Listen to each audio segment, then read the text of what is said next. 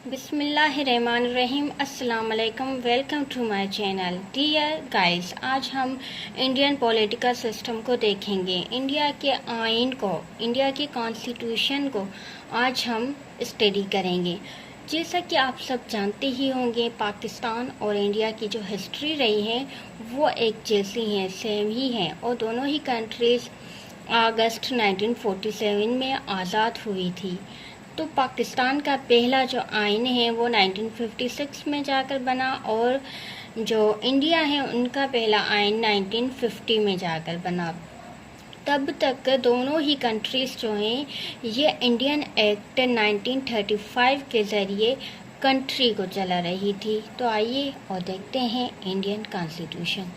India का जो constitution है ये एडॉप्ट हुआ था 26 नवंबर 1949 में, और ठीक एक साल बाद जाकर ये इन्फोर्स हुआ था 26 जनवरी 1950 में।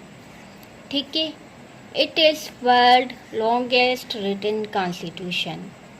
ये फ्लेक्सिबल है और इसमें जो आर्टिकल हैं वो टोटल 395 हैं और 9 शेड्यूल्स हैं, और इसमें 12 चैप्टर्स हैं, 12 पार्ट हैं। ठीक है, it is secular democratic state. जैसे पाकिस्तान जो है वो एक इस्लामिक स्टेट है, लेकिन इंडिया जो है ये सेक्युलर स्टेट है। मीन्स कि इसमें बहुत ही मज़हब आ जाते हैं, बहुत ही मज़हब के जो स्टेट हैं वो आ जाते हैं। ठीक है, उसके बाद फंडामेंटल राइट भी दिए गए हैं सिटीजन्स को, जो कि आर्टिकल 12 से लेकर 34 तक हैं। फॉर्म ऑफ गवर्नमेंट पार्लियामेंट्री हैं। काउंसिल ऑफ जो पार्लियामेंट जो है वो कंसिस्ट करती हैं 2 हाउस पर। जो पहला है वो है काउंसिल ऑफ स्टेट, ठीक है, और सेकंड जो है वो है हाउस ऑफ पीपल। उसके बाद India is quasi federal state. India को क्वाज़ी फेडरल स्टेट कहा जाता है। क्योंकि इंडिया जो है वो वैसे तो फेडरल स्टेट है, जो पावर्स हैं वो डिवाइड हैं सेंटर एंड स्टेट गवर्नमेंट में। Means federal and provincial government में पावर्स जो हैं वो डिवाइड हैं, लेकिन कभी कभी जैसे कि कोई इमरजेंसी वगैरह लग जाती हैं तो फिर वहाँ पर यूनिटरी सिस्टम बन जाता है। मीन्स की जो पावर्स हैं वो सिर्फ एक ही हैंड में चले जाते हैं, इसलिए इंडिया को क्वाज़ी फेडरल स्टेट कहा जाता है। उसके बाद ये रिजिड है, लेकिन रिजिड जो है वो फ्लेक्सिबल है। मीन्स कि इसमें जो अमेंडमेंट है वो इतनी आसानी से नहीं होती हैं। उसके बाद ये रिटन कॉन्स्टिट्यूशन है और पार्लियामेंट्री सिस्टम है। Sovereign socialist democratic Republic state हैं। जैसे कि पाकिस्तान जो है वो भी एक रिपब्लिक है, वैसे ही इंडिया भी रिपब्लिक स्टेट है। सेक्युलर स्टेट हैं। फंडामेंटल राइट भी दिए गए हैं। अगर साइलेंट फीचर को देखें और साइलेंट फीचर में नंबर 8 पर है head of state elected by electoral college indirect. जो हेड ऑफ स्टेट होता है वो इलेक्टोरल कॉलेज में से इलेक्ट होता है इनडायरेक्ट। ठीक है, उसके बाद बाई कैमरल लेजिस्लेटिव है। मीन्स के उसमें 2 हाउस हैं, एक है हाउस ऑफ पीपल और दूसरा है काउंसिल ऑफ स्टेट। उसके बाद लोकल गवर्नमेंट सिस्टम है, अमेंडमेंट भी होती हैं, और वाइस प्रेसिडेंट।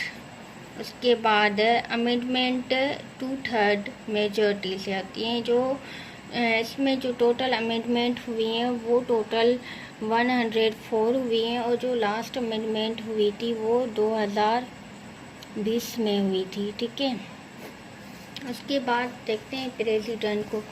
जो प्रेसिडेंट होता है वो हेड ऑफ स्टेट होता है, और प्रेसिडेंट जो है वो इलेक्ट होता है बाय इनडायरेक्ट इलेक्शन। 5 साल के लिए इलेक्ट होता है और प्रेसिडेंट की जो एज हो वो 35 इयर्स होनी चाहिए। प्रेसिडेंट जो है वो कमांडर इन चीफ होता है। उसके बाद आते हैं प्रेसिडेंट के पावर्स को देखें तो हाई लेवल की जितनी भी अपॉइंटमेंट होती हैं वो प्रेसिडेंट करता है। इमरजेंसी को भी नाफिज कर सकता है और जो भी बिल वगैरह होते हैं उन्हें अप्रूव भी करता है और किसी को भी नॉमिनेट करना हो तो वो भी प्रेसिडेंट करता है और जो भी इजलास होते हैं, जो भी सेशन होते हैं पार्लियामेंट के, वो भी अटेंड करता है। उसके बाद ऑर्डिनेशन करना भी प्रेसिडेंट का काम है और लेजिस्लेटिव मीन्स के जो भी बिल वगैरह आते हैं उन्हें देखना और उन पर साइन वगैरह करना ये प्रेसिडेंट करता है। उसके बाद कोई भी क्रिमिनल या फिर ऐसी कोई बात है जिसकी कोई माफ़ी चाहता हो, अगर प्रेसिडेंट जो है वो साइन कर दे तो फिर प्रेसिडेंट की राय पर सिग्नेचर पर उन्हें माफ़ किया जा सकता है। उसके बाद जो भी ओपिनियन होते हैं, कोई बिल, कोई अमेंडमेंट कुछ भी हो रहा है, इलेक्शन वगैरह ये हो या फिर कंट्री में ऐसी कोई भी बात, कोई इशू हो, उस पर ओपिनियन देना और किसी को भी रिमूव करना, ये भी प्रेसिडेंट का जो है उसका काम है।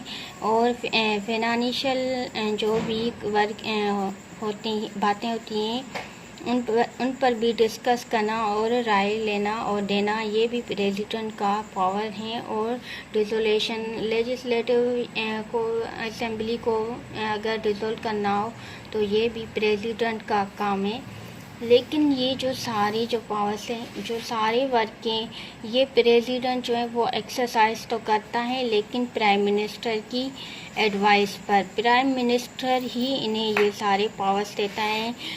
असल में ये सारे जो पावर्स हैं ये प्राइम मिनिस्टर के होते हैं, लेकिन प्राइम मिनिस्टर ये सारे पावर्स इन्हें प्राइम मिनिस्टर देता है, ठीक है। उसके बाद है prime minister member of parliament with in 6 month. अगर जो प्राइम मिनिस्टर हैं वो अगर पार्लियामेंट का मेंबर नहीं होता है तो 6 मंथ के अंदर अंदर वो पार्लियामेंट का मेंबर बन जाना चाहिए, फिर चाहे वो काउंसिल ऑफ स्टेट का मेंबर बने या फिर हाउस ऑफ पीपल का बने, लेकिन बन जाना चाहिए। उसके बाद हेड ऑफ कैबिनेट जो है वो प्राइम मिनिस्टर होता है। चीफ एडवाइज़र ऑफ प्रेसिडेंट को एडवाइस हर एक काम में जो है वो प्राइम मिनिस्टर देता है। उसके बाद इलेक्शन कमीशन हेड जो है उन्हें प्राइम मिनिस्टर जो है वो अपॉइंट करता है। पॉलिसी मेकिंग ये भी प्राइम मिनिस्टर का काम है। उसके बाद leader of the house, prime minister leader of the house होता है। जो भी जितने भी काम प्रेसिडेंट करता है वो सारे ही काम प्राइम मिनिस्टर के होते हैं, लेकिन प्राइम मिनिस्टर जो है वो प्रेसिडेंट जो है उनसे करवाता है, ठीक है। प्रेसिडेंट जो है वो प्राइम मिनिस्टर की एडवाइस पर उनके सारे काम करता है। उसके बाद देखते हैं पार्लियामेंट को। जो उनकी पार्लियामेंट है उसमें टोटल 788 मेंबर्स हैं और वो 2 हाउस पर कंसिस्ट करती हैं। पहला जो है वो है काउंसिल ऑफ स्टेट, जिसको राज्यसभा कहा जाता है इंडिया में, ठीक है। उसमें टोटल 245 मेंबर्स हैं जो कि इनडायरेक्ट इलेक्ट होते हैं, 6 साल के लिए इलेक्ट होते हैं और 3 साल की उम्र होनी चाहिए, उनकी एज होनी चाहिए। 1/3 जो है वो आफ्टर 2 इयर्स रिटायर हो जाते हैं। सेकेंड हाउस है हाउस ऑफ द पीपल, ठीक है।